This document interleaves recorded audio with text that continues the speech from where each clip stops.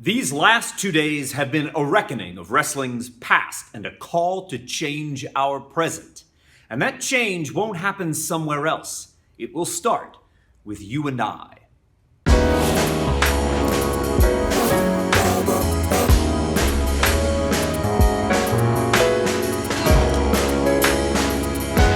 I'm Mike Quackenbush. This is Till We Make It. And if you're passionate about the craft of professional wrestling, if you want to forge a legacy that you can be proud of, I want to urge you to subscribe to my channel now so that you never miss out.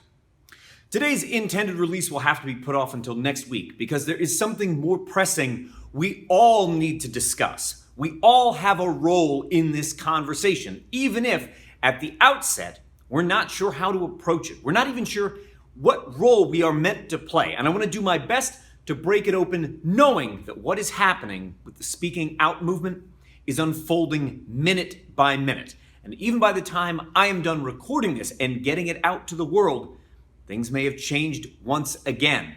But we need to be responsible in the moment to the very best of our ability. And that's what I'm going to hope to do with you today. The last 48 hours or so have been awash with stories, harrowing and heartbreaking. And it has been cause for compassionate listening as well as necessary self-reflection. And though I don't have a story of my own to share, it is really important to not ignore those who do have something to share, even though hearing it might be uncomfortable and it may change the way that we see our colleagues, our peers, our friends, and even our idols. While you are listening to what is being said as part of this necessary movement, I just want to call out a couple things right now that are not appropriate in this conversation.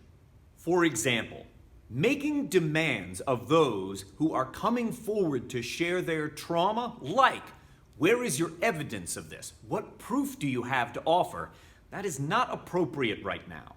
Fishing around for specific information, like, could you give me more specific details about this part of your story, is also not an acceptable part of the conversation right now.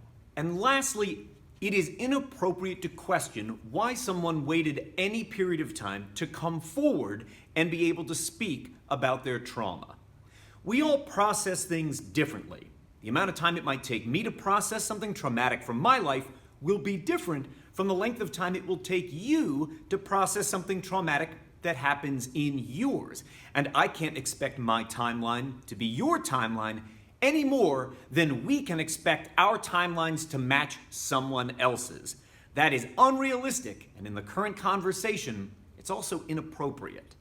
Those kinds of inappropriate things lead to a reluctance to come forward. They contribute to that culture of silence, which is not what we need right now if we want to be better.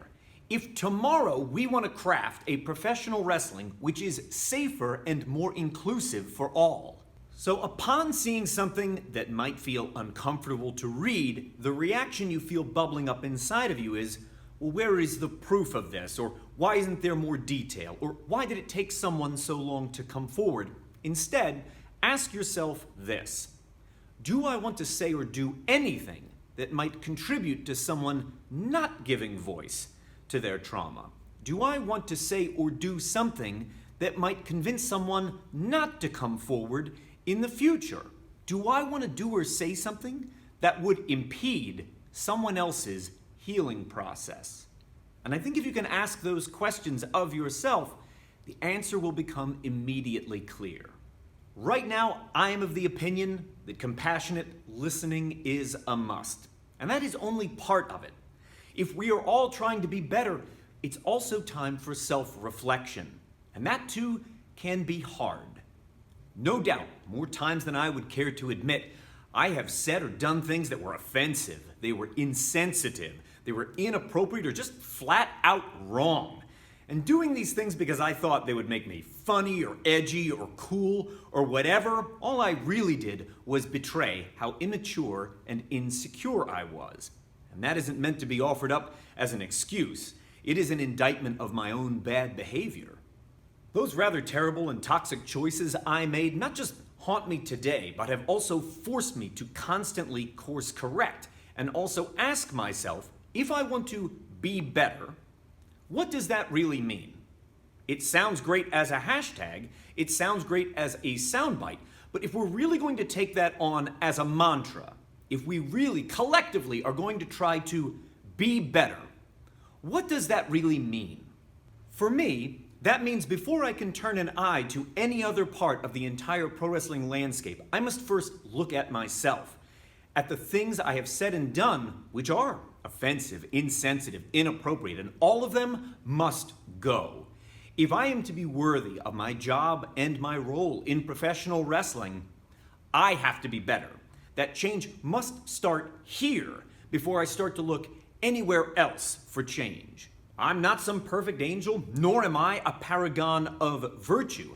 I need to look back over all the years of my own career, realize where I can be better, and then I must also change. And that's got to start with me.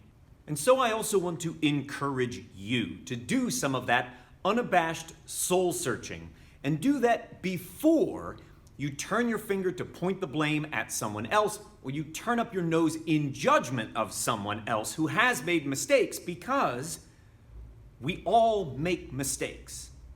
We all make mistakes. We have to be able to see that, we have to be able to acknowledge that, and then we must be able to change as a result of that acknowledgement. And that change is key to us being better.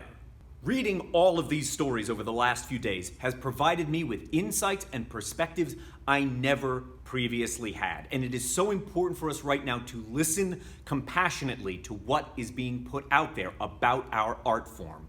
I don't doubt for a moment you will read things that you had never even imagined. There will be perspectives that you had never previously considered. And as you go about that, take each speaker with a degree of compassion and empathy for what it must have taken on their part to come forward and share that experience with the world. And remember, if those voices are silenced, it benefits none of us. Even though it might be uncomfortable, we need to share in that trauma as we read those stories. We need to share in some of that experience, because without that, we are lacking key perspectives and insights that are going to help us to ultimately change professional wrestling to be better for us all. Acknowledging past failings and past shortcomings, that is part of the human experience. And even if it can be difficult to go about doing that personal inventory, that is a key to growth. Take it from a guy who knows.